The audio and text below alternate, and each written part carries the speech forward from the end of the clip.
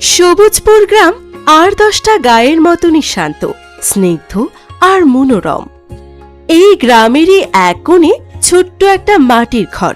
সেখানে বাস করে এক সুখী দম্পতি, রমেশ আর কবিতা।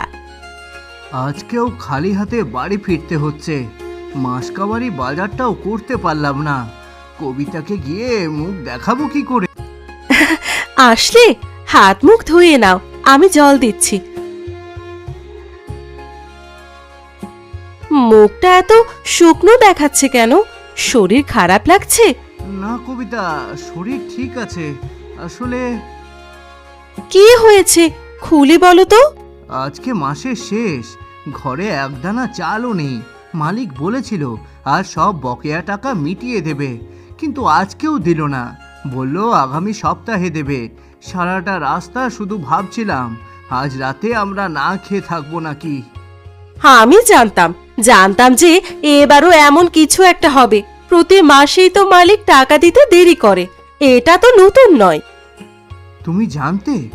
কিন্তু ঘরে তো কোনো বাজার ছিল না। রান্না করলে কি দিয়ে?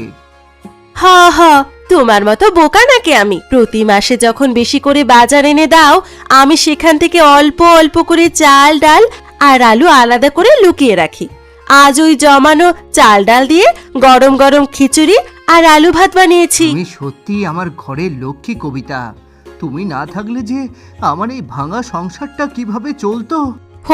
হয়েছে, আর লক্ষ্মী বলে মাথায় তুলতে হবে না।